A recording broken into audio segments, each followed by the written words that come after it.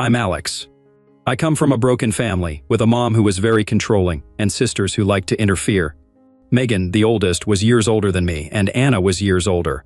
I guess I wasn't exactly planned, and my parents split up when I was in. Dad took off and never came back. Growing up, I dealt with bullying both at school and at home. All I really wanted was my mom's love, just to feel accepted, but I never got it. Despite all that, I did really well in school. I spent 12 years working hard on my studies. In 1993, Kingston University in South London became my refuge from home. It was there that Holly caught my eye, her beauty and confidence standing in contrast to my shyness. While pursuing my master's in mechanical engineering and design, I noticed Holly, a final-year student in creative writing. Despite my reluctance to approach her, she effortlessly attracted attention from other men with her captivating brown eyes and brown hair. Standing at 5 feet 5 inches, she seemed out of my league. Those who pursued her were outgoing and popular. To my surprise, one of Holly's friends struck up a conversation with me at a party, leading to Holly's eventual inclusion. Despite my limited experience with women, my humility and bashfulness seemed to attract her. Summoning courage, I asked her out and we began dating. I'm not ashamed to admit she took my innocence. But after about 6 months, rumors surfaced about her involvement with other men. Unable to confirm the claims, I hesitated to confront her. Spoiled by her parents and sister Caroline, Holly's entitled behavior strained our relationship, often causing public scenes that embarrassed me. Despite my enduring love and friends' advice to end it, I remained in love, a new feeling for me. After graduation, we secured jobs in a flat outside Southampton, New Hampshire, drawn there by Holly's family, as I had cut ties with mine long ago. A year later, we married and soon welcomed Sophie into the world, followed by Ava a couple of years later.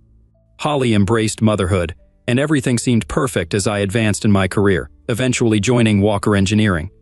A decade ago, our finances improved, allowing us to save for a better house. However, the 2008 economic downturn hit hard. Many lost jobs, and securing contracts became challenging, resulting in longer hours without extra pay. It was during this time, with both girls in full-time school, that I discovered Holly's affair with a man from our old university. I remained lost in work, unaware until it was too late. Toby suspected a nearby classmate as Holly's lover at first. Despite my futile attempts to confront Holly, she dismissed my concerns with laughter, though I sensed her deception. Nevertheless, my stable job and income positioned me well to purchase a nice house.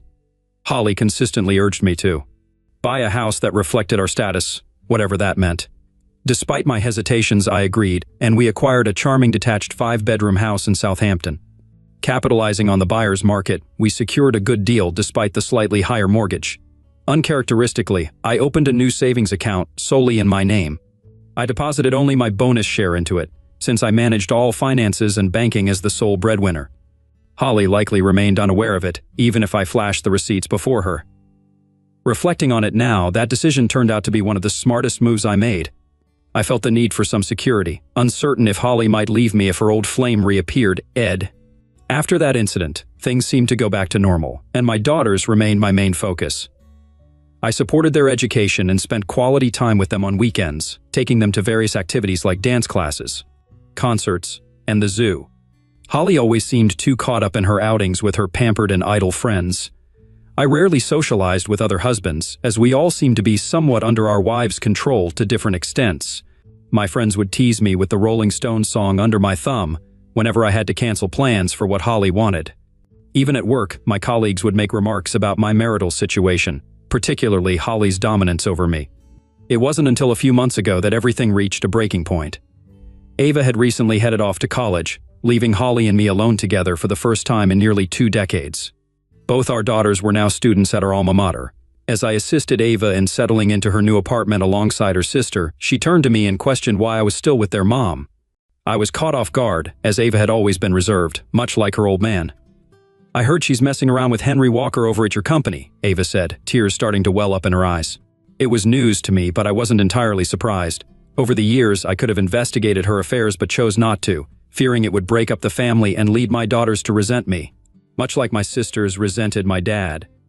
I endured her unfaithfulness because I couldn't bear to lose what we had built together. Despite still having feelings for her, this revelation had several effects on me. Firstly, it made me realize the depth of my daughter's bitterness towards their mom, much greater than I had realized. Secondly, it stirred up old emotions from my upbringing and how they shaped my vulnerabilities.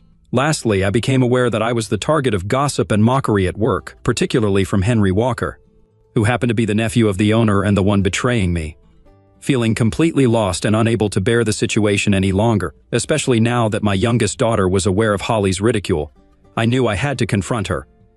My heart raced as I sat at the kitchen table, waiting for Holly to come back.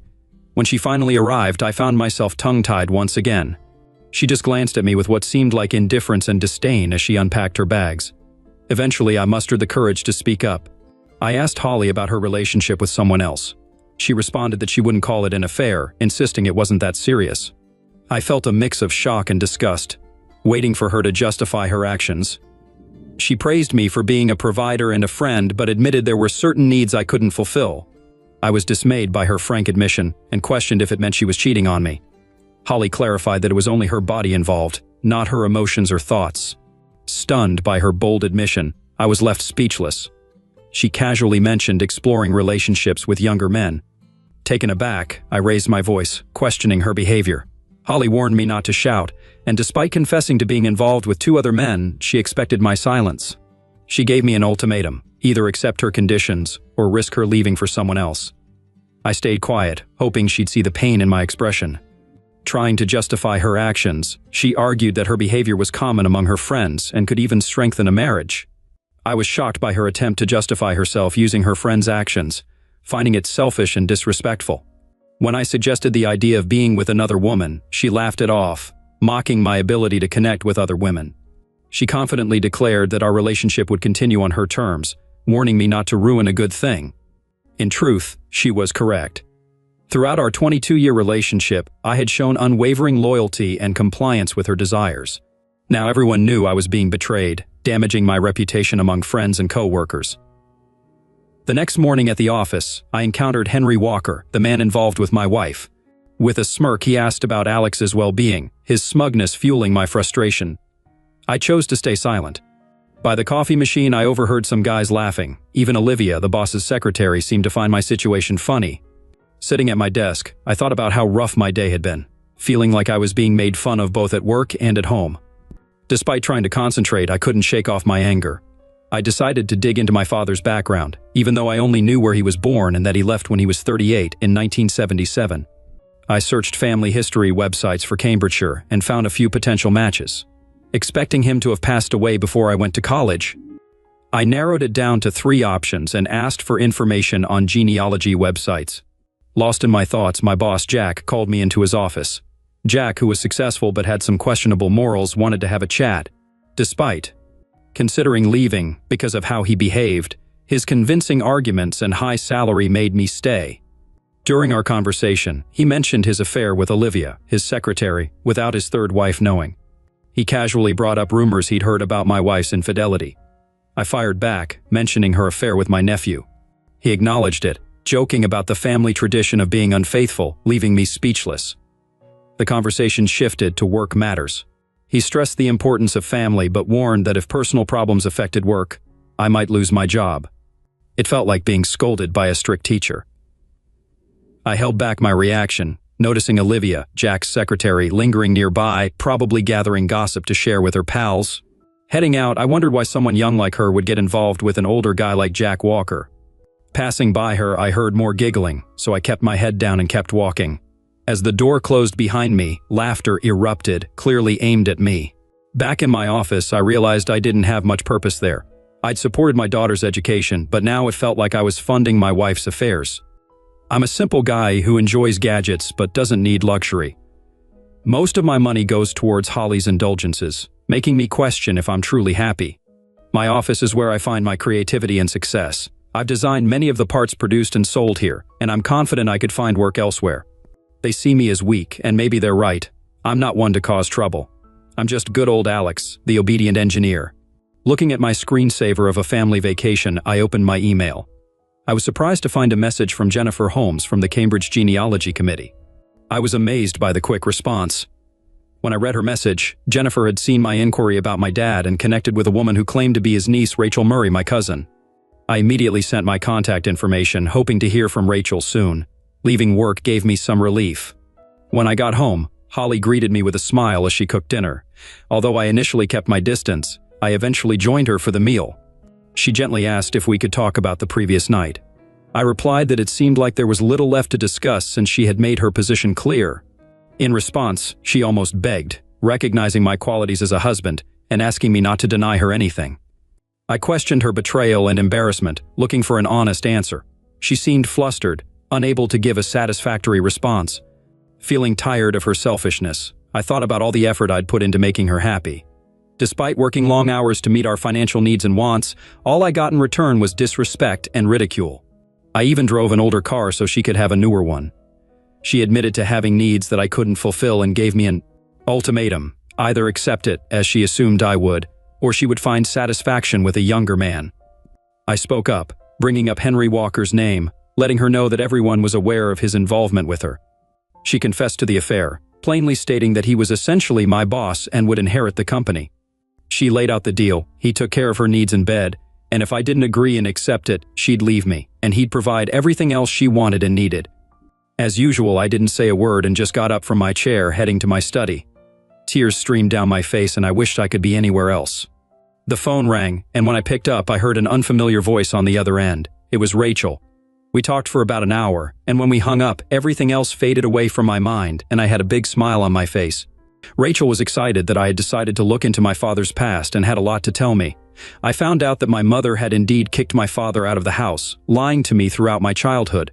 Sadly, he passed away in 1983 when I was just 11. He died from alcohol poisoning, and my grandmother always blamed my mother for his behavior and mental state. Rachel told me that after leaving us, he wanted to reconnect with me but wasn't able to. We made plans to meet over the weekend at her home in Cambridge. I was thrilled, knowing the break would be good for me. The rest of the week dragged on. Things at home stayed the same, and at work, I continued to be mocked behind my back. Henry and his buddies found it amusing to hang a pair of underwear on my office door. I looked at Olivia, but she didn't say anything. The underwear came with a post-it note that said, "Please return to your wife." It crushed me. I sat at my desk and cried once more that day. I wanted to blame everyone but myself. I couldn't take it anymore. When Saturday rolled around, I told Holly I was going to see a friend in London, and she didn't seem to care about my plans. I had a feeling she'd cheat on me, so being away made it easier for her. The trip to Cambridge was stressful, and I got to Rachel's house an hour later than I planned. Surprisingly, she greeted me with the warmest hug I've had in years, not bothered by the delay at all. I met her husband Greg and their kids, Grace and William, and then we got into talking about my dad and our newfound family. Rachel's kindness and openness were clear as she and Greg talked excitedly, often finishing each other's sentences, eager to share our family story. With David and Lucy Price, my cousin and Rachel's brother, joining us, we connected well, swapping stories about my dad and our family. After lunch, we went for a short trip, giving me time to think. When we got back, David and I talked about our jobs and families, and for some reason, I felt comfortable opening up to my new cousins. They gave me solid support, telling me not to put up with my current situation. Leaving Cambridge, I felt like I had a new outlook. After enduring many lies and mistreatment, the kindness and honesty from my new family filled me with hope. I saw that I needed to find happiness, not just for myself, but also for my daughters, friends, and this newfound family. I got home around 8 p.m. and found Holly getting ready to go out. I asked about her plans, and she said she was going out with friends. I surprised her by mentioning her other man, Max. She begged me to stop bringing it up, seeming not to care about my feelings. I urged her to stop and be my wife, but she brushed off my concerns, insisting she was and always would be my wife. She asked me not to deny her pleasures, promising to make things easy for me, and said she'd be back by midnight. Ignoring my pleas, she kept threatening and tried to hug me as I turned away, unmoved. She grabbed her Prada handbag and headed for the door. Asserting my role as her husband, I sternly told her not to go through with her plans. She paused, looking at me as if questioning my authority, then burst into laughter. Mockingly, she asked what I would do, saying I'd never have the guts to leave her and predicting I'd always be there for her. Feeling defeated, I hung my head, realizing I'd been foolish for too long, putting up with her selfishness while neglecting my own needs. It was time to stop pretending and start planning for change. I wasted no time getting started. I began while she was out with Henry or Max. Maybe even both together. That's probably what she meant by indulging in her desires and having it all. My anger fueled my thoughts, making it hard to concentrate. I needed to find a way to get rid of any remaining affection I had for her, and I think I found a solution. I found the box with a specific picture of my mom and sisters, the only one I had. Though unsure, I cut out a picture of Holly's face and pasted it next to theirs. With no love left for them, adding Holly's smirking face to the picture might just break my emotional ties. I put it on my study desk around 12:45 a.m. and finished the task. I had mostly figured out my short-term plans, even though it might take a few weeks to carry them out. Luckily, I had time on my side because Holly wasn't expecting me to leave. Though unsure and needing help, I had convinced myself to go through with it. By then, I heard someone clumsily coming through the door, and peeking out the window, I saw Henry Walker leaving as I heard her coming upstairs. I quickly cleared my browsing history, deciding to use incognito mode from now on. After she went to bed, I went downstairs to make some coffee, thinking about my future without her, especially without my daughters. It felt okay. On Monday morning, I made the decision to move closer to my daughters. Heading to work, I was determined not to put up with things anymore, despite the snide remarks and laughter aimed at me. I scheduled a bank meeting for 1 p.m., using the time before to go over my finances. It was a bit risky, but if things went well and I had the right support, I could come out of it okay.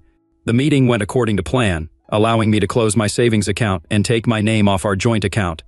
With a decent amount of money in hand, I closed the savings account for cash. On the way back to the office, I stopped by PC World and bought 2 digital voice recorders, a 500 gigabytes USB 3 tough drive, and a new PC hard drive.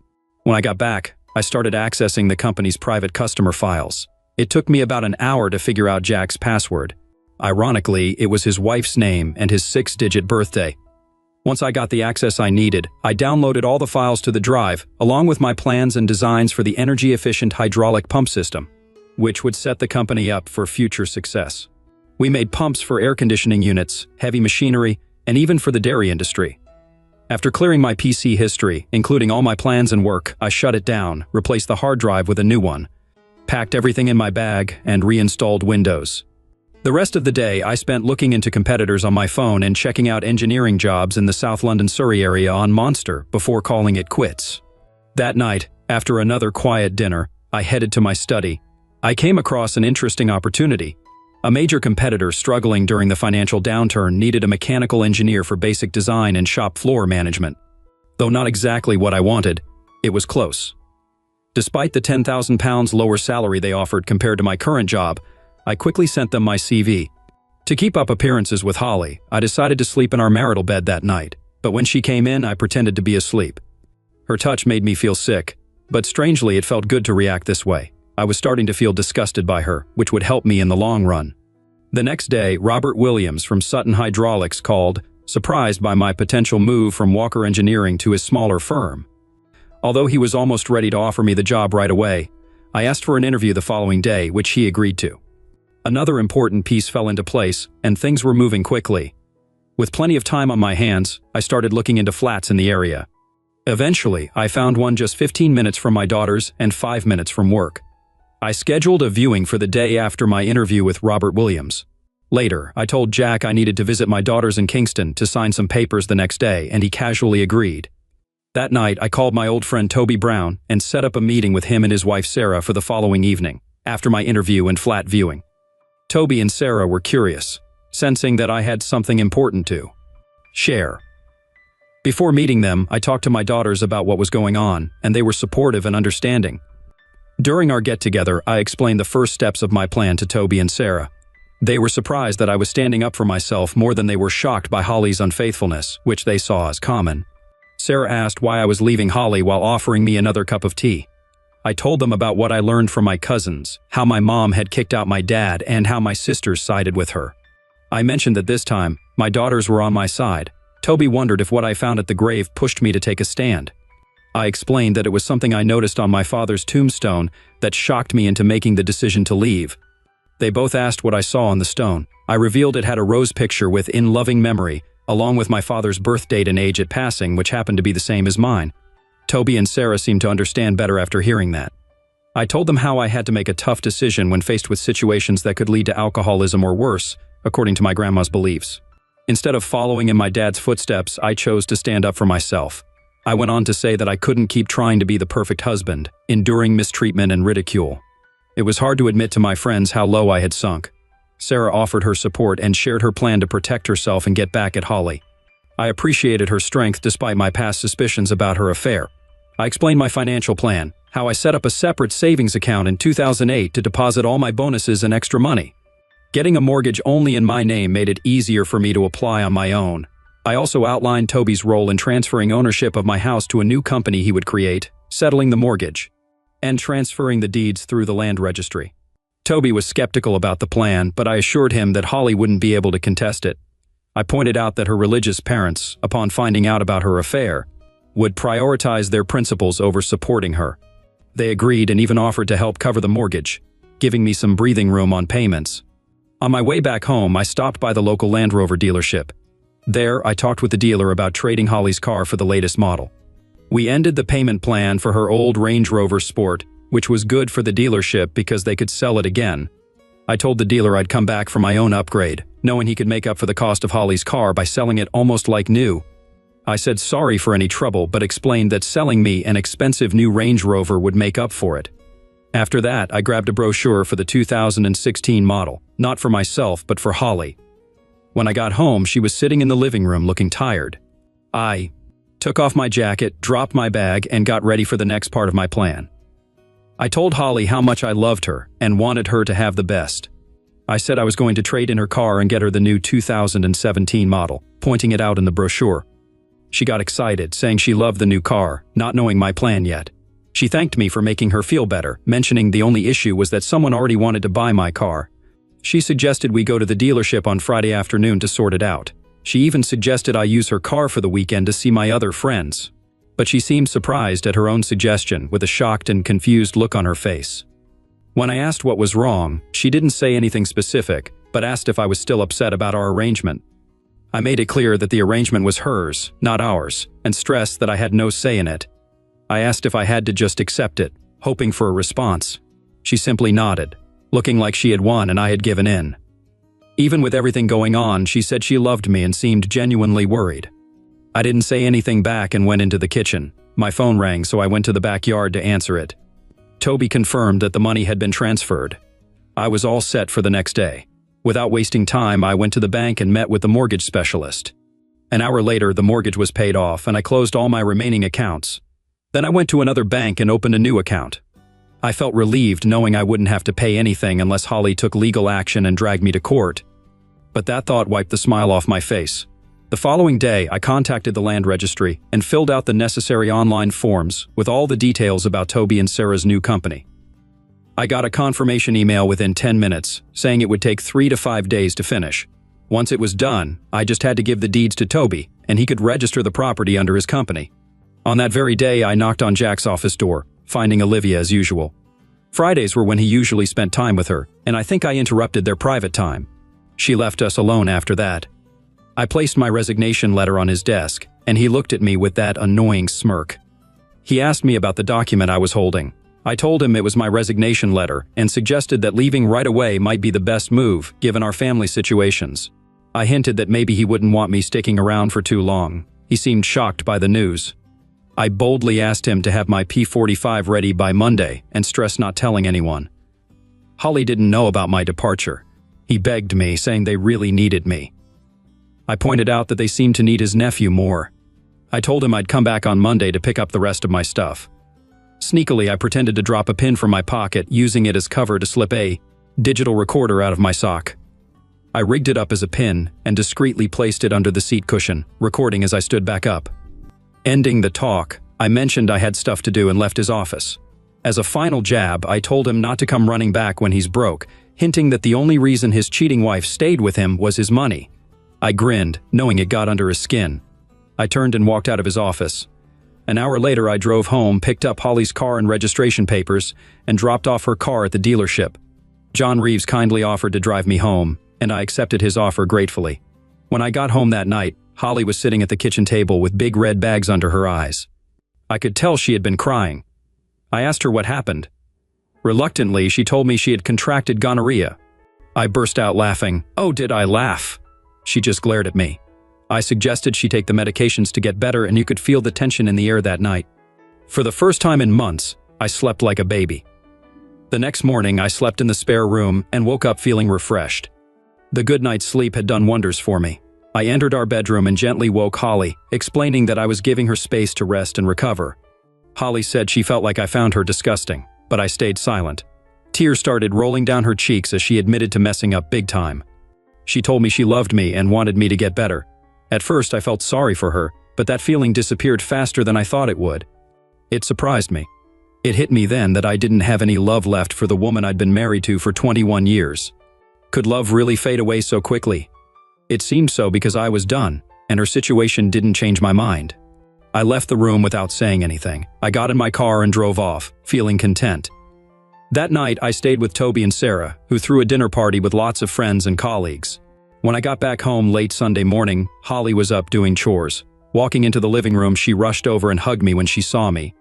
I just patted her on the back. Excitedly, I suggested we arrange for the new car to be delivered, offering to drop her off in town to meet her sister, who could then drive her to the dealership.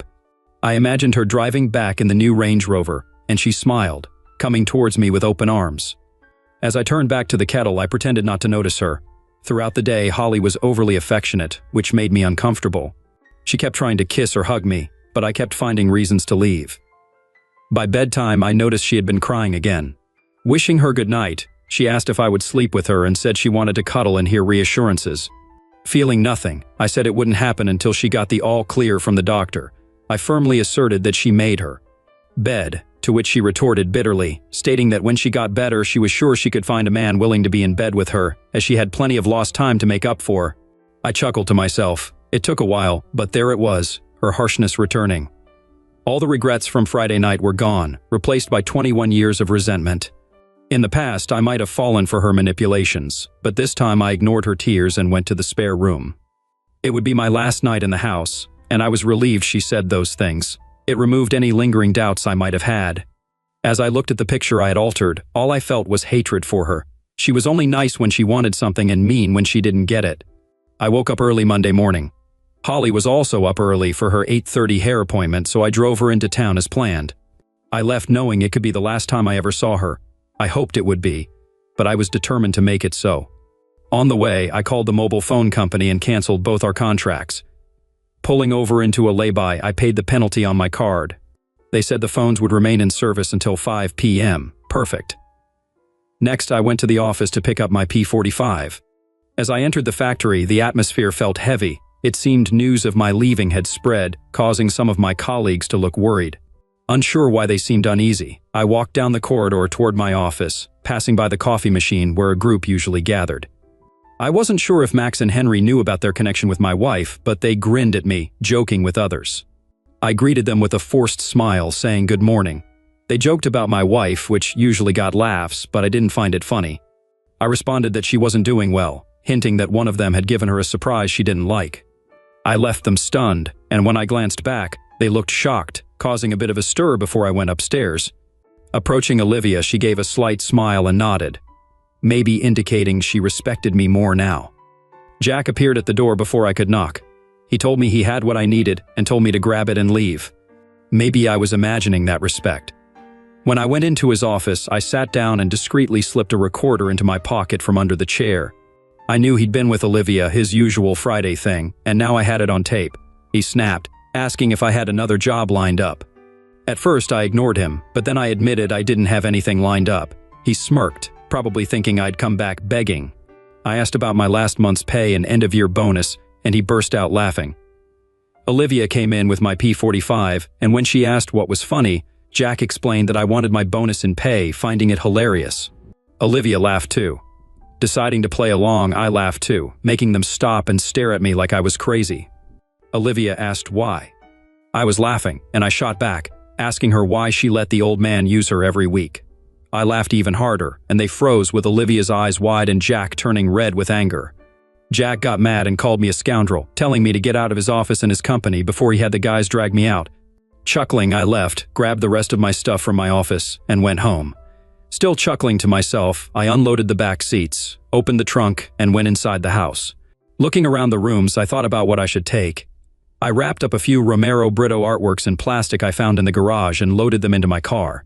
Going through the house, I collected various items and emptied my wardrobe upstairs. I made sure to grab all the important paperwork from the safe, like the girls' birth certificates and my wedding certificate. Using a ladder, I got my old stuff from the loft, including my degree and family photos. In the master bedroom, I gathered all the jewelry I had given Holly over the years, worth over £10,000.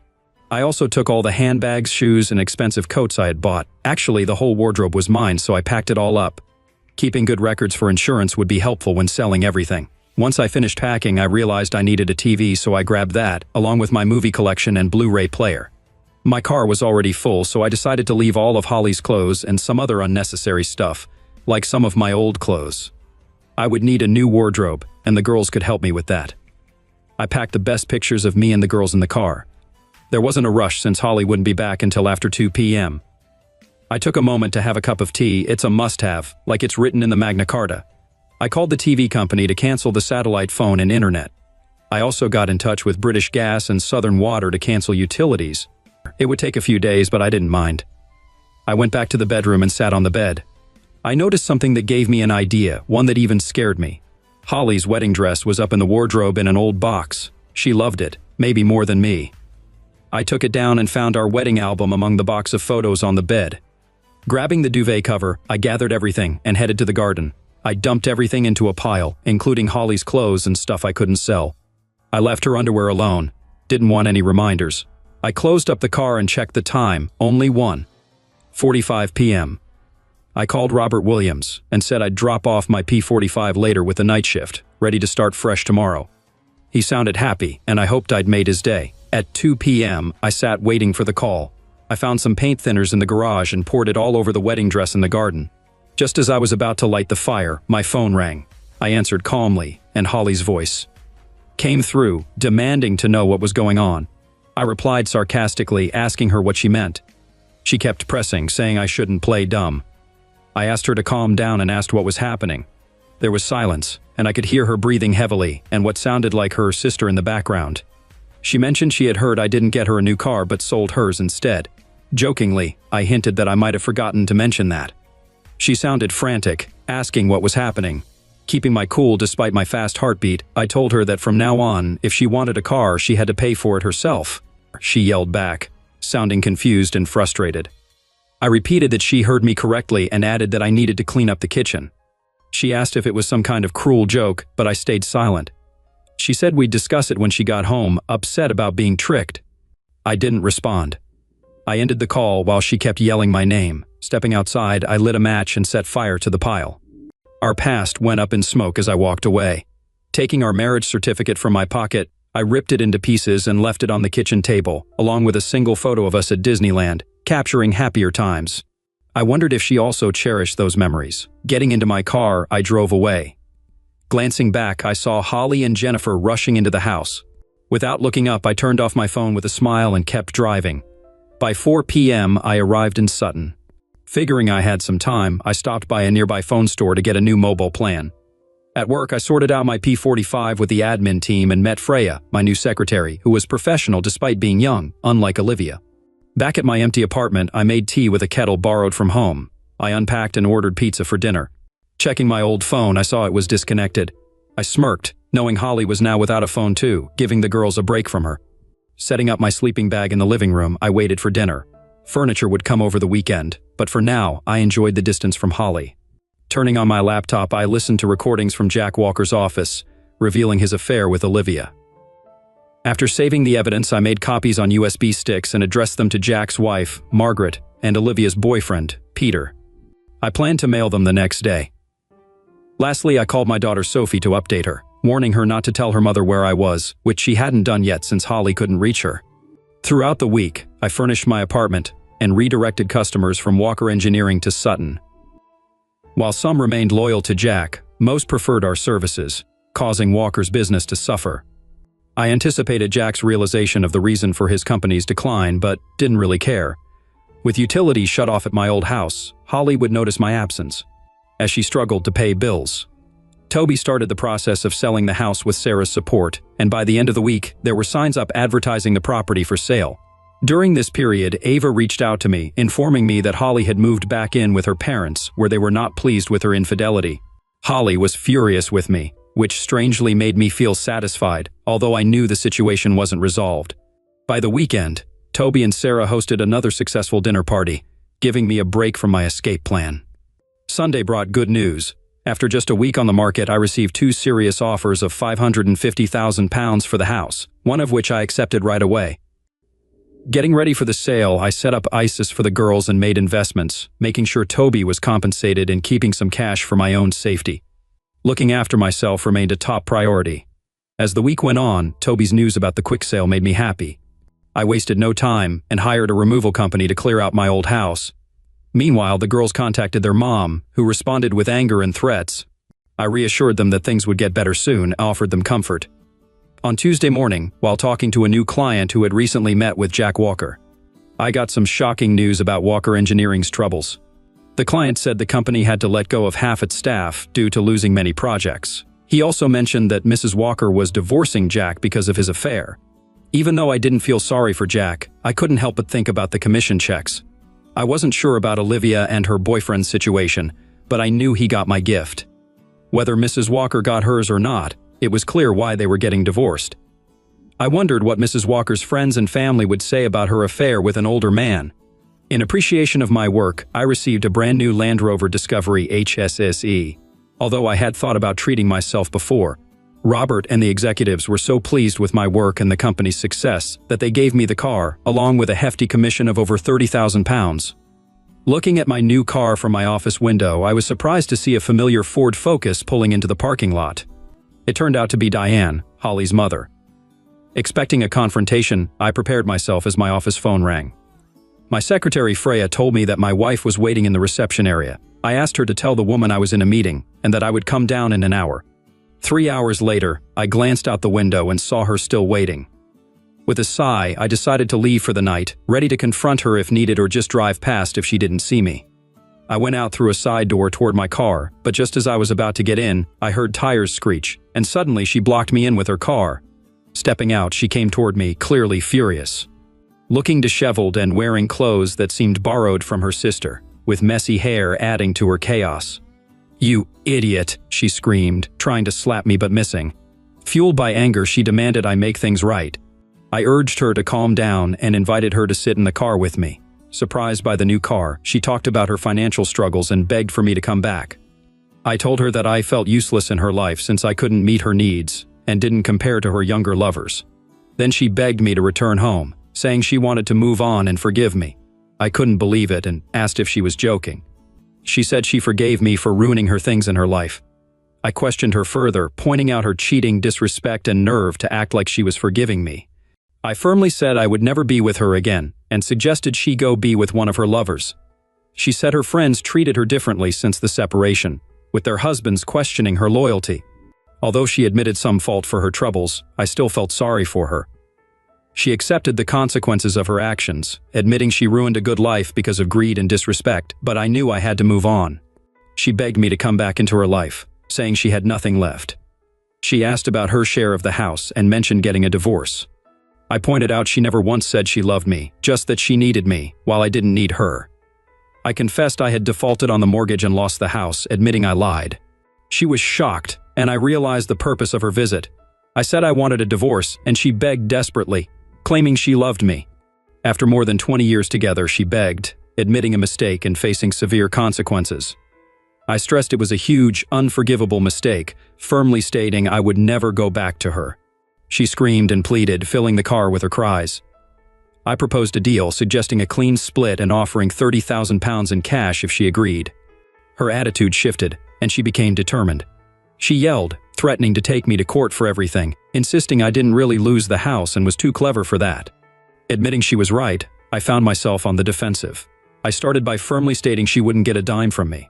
She stood her ground, and I explained I'd fight her for everything and then some. I emphasized she had no money, and I'd move my assets around to make it hard for her to find them. I cautioned that by the time her lawyer tracked anything down, the bill would eat up any gain. I gave her a choice, take the money offered or deal with the consequences of a legal battle. Never looking away, she angrily exclaimed, accusing me of mistreatment despite claiming to love me. She went on to assert that our girls would thrive because of her, contrasting their future success with what she saw as her own flaws. I told her to take the money and leave my life, and she agreed. Agreeing to accept the money and proceed with the divorce, I assured her I would arrange everything, and she stormed out of my car, slamming the door behind her. Shortly after, she sped away from the parking lot. The next day I started the divorce process, citing infidelity as the reason. A week later, I met Holly at the girls' apartment. Despite selling my house, I held off on investing until the paperwork was signed. It was tough to keep things civil in front of the girls. I handed Holly the cash, and she signed the papers. After saying goodbye to the girls and wishing Holly well, I got ready to go. Suddenly, Holly started crying, but I suspected it might have been more for the girls' sake. Sophie and Ava exchanged looks, and Ava mentioned seeing me next weekend at the Coldplay concert they were excited about. I went back to the room where Holly kept crying, unnoticed by the others. Then I understood what Ava meant about the concert. Sophie asked about our plans, and I said I'd check with Amy and let them know during the week before I left, ignoring Holly's yelling as I walked out. I shut the door behind me.